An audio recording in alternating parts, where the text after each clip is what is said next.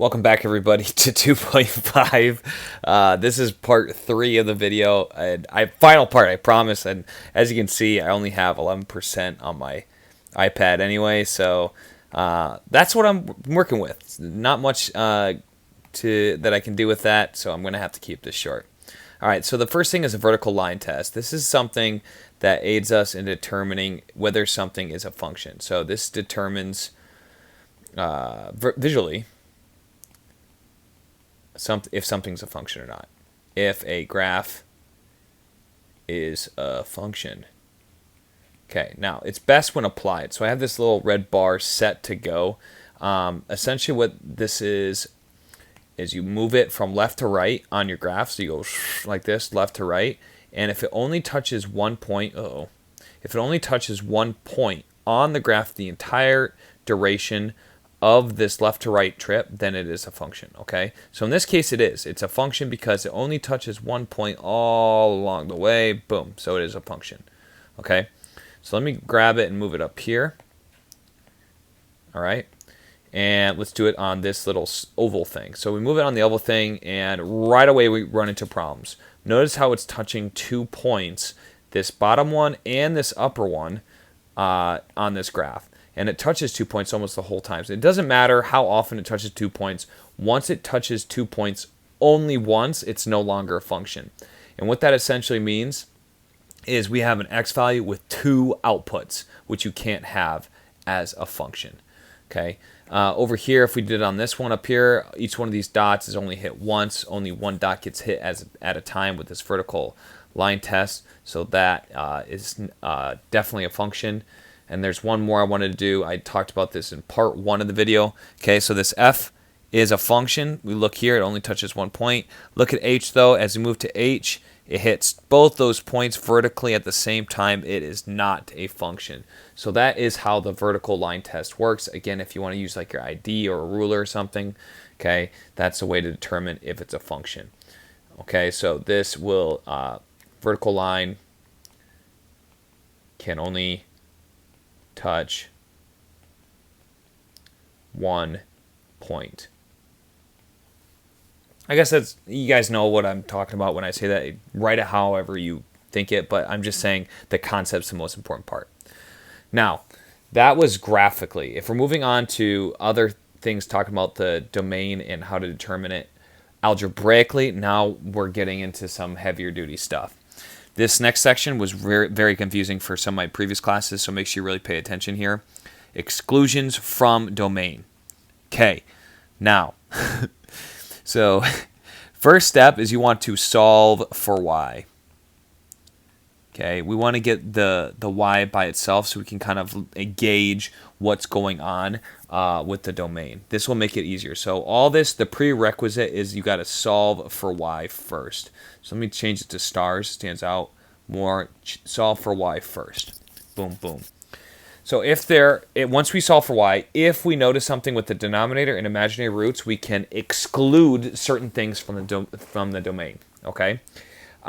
First thing, the denominator. If we have 0, different color, don't like it. Let's go blue. If we have a 0 in the denominator, okay. So for example, if we solve for y and we get y equals 1 over x, okay, we have a potential exclusion. What is the exclusion? Well, we can't have x cannot be equal to 0. If we had that, we'd have 1 over 0. So what does this mean? Well, basically every single number works. We could have x equal, these are all the good ones. Okay, so we'll write good, or we'll make a little checkbox, ding. Okay, this is I need the checkbox different color. Okay, so we have this checkbox. These are all the good ones. We could have x equal, we could have x equal 5. X could equal negative 2.7. We could have x equal 100. Okay, there's all these different values. There's an infinite number of values, except it cannot equal 0 because why?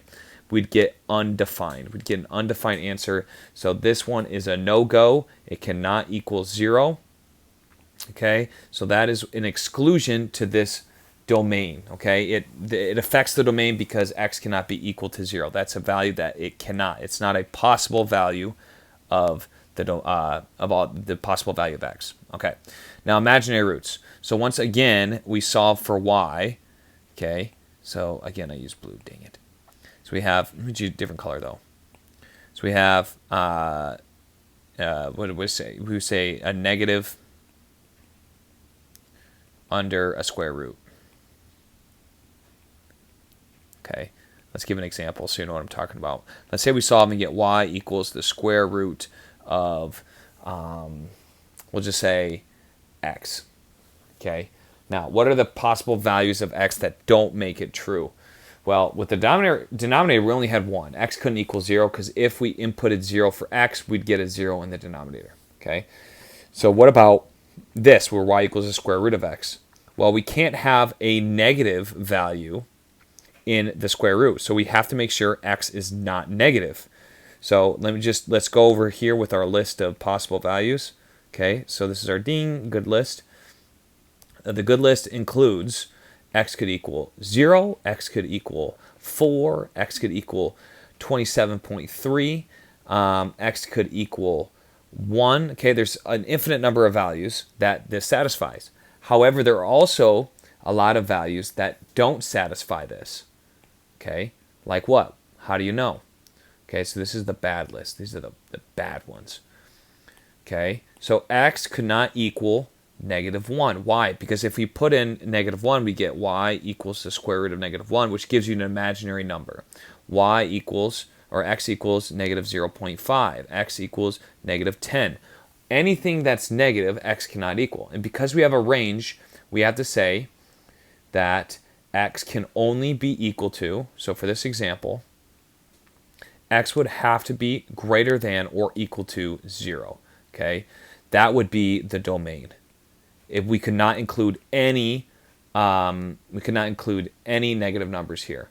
Now for this one, for the denominator, this one above, I forgot to write the domain. We'd have all real numbers except x could not equal 0. That would be the only exclusion there. So again, the domain here for this guy would be x is greater than 0, just can't be negative. This guy, all real numbers except 0. So what we're going to do here is we're going to determine the domain of each of the following one of these, and you'll get an idea. So first thing we always have to do is solve for x. That's a prerequisite, have to do it. Solve for y. So this one's already solved for y, and now we're going to look at the two options here. So I'm going to put a number 1 and a number 2 ready to go for both of these. So a number 1 and a number 2. We're going to analyze number 1 and number 2 for each one. So we're going to talk about denominator. We're going to analyze if there's any denominators, and we're going to analyze if there's any imaginary roots. Okay, for letter A, there's no denominator here. Okay, that could be an exclusion. Notice how there's no x in the denominator. I should say x in the denominator. And then we have imaginary roots, kind of self-explanatory there. So here we don't have any, I'm going to copy this just so we have it for later. Here we don't have any x in the denominator, so we're kind of good there. There's nothing to worry about there. And then we don't have any square roots, so we're definitely not going to have any imaginary roots, so we're good there. So this is going to be all real numbers for this. That's our domain, because there were no exclusions. Remember, we're just looking at exclusions. Algebraically, we're just looking for exclusions to the denominator. If there's no exclusions, that means it's all real numbers. Just like we had in this one, the domain was all real numbers except 0 because it couldn't be 0 in the denominator. This one was all real numbers except negative, so we just wrote x is greater than or equal to 0. But technically you could write an exclusion like all real numbers except x cannot be less than 0. But most of the time you wouldn't write that just because you can easily write the domain that way. But I'm just saying we're looking for exclusions right now. That's our point. All right, now let's look at the next one. Our next one, okay, again, we're going to look for x in the denominator, or we're going to look for imaginary roots. Well, guess what? We got a square root here, so we have a problem. We cannot have this be negative, okay? So what do we do here? Well, over here, we said we needed all the values of x that were greater than 0, okay? Because x was by itself, we need that bigger than 0. We're going to apply the same principle here. We cannot have any negatives inside the square root, so we need to say, okay, look, we need 2x plus, or 2x minus 1 to be greater than or equal to 0 for that to be a possible solution. Anything less than 0, we're going to exclude. So if we're looking for a domain here, this is going to tell us our domain, okay? Because all the negative answers to this equation, to this inequality that we already wrote here, will be excluded. So first, I forgot to mention there's no denominator, no x in the denominator, so we're good there. But this we have to be careful of, okay, because we had a problem. The problem is we have a square root. So now we need to solve for 0 here. So we add 1. We get 2x is greater than or equal to 1. We divide by 2, and we get x is greater than or equal to 1/2 or 0.5. So now we have our domain. Our domain is just these values. X has to be bigger than 1/2 for this to be true, for it to be a function. Okay, this is the domain of our function. Okay, moving on to the next one. Okay, I'm going to make this a little bit smaller just so we have a little bit more room. Okay, I'm going to shrink wrap the one next to it too.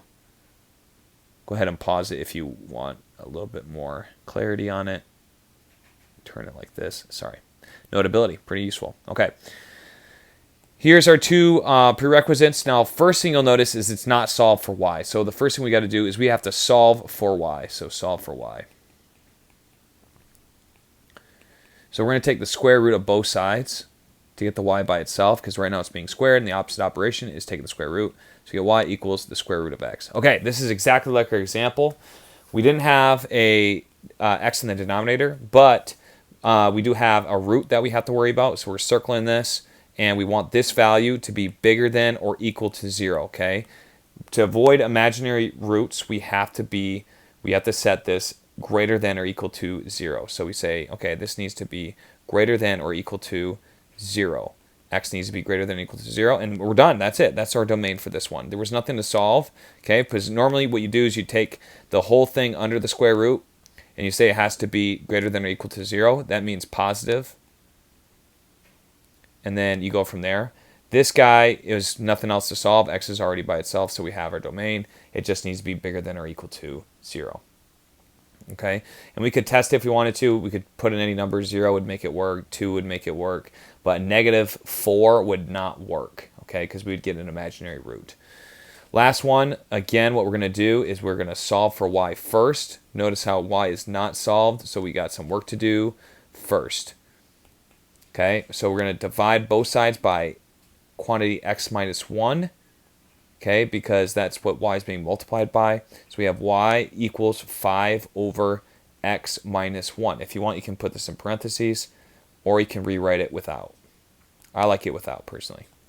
Okay, so x in the denominator. Okay, we do have an x in the denominator, so we're circling that. We don't have a square root, so we're good there, so we're going to check that box. But now we have an issue here. Just like we highlighted the underneath the square root, we're going to highlight this guy, and we know something. Okay, what's the condition for this guy? X minus 1 cannot be equal to 0. Okay, so over here, denominator, I'm going to make this a little bit more clear. We have x cannot equal 0, and then we have x has to be greater than or equal to 0.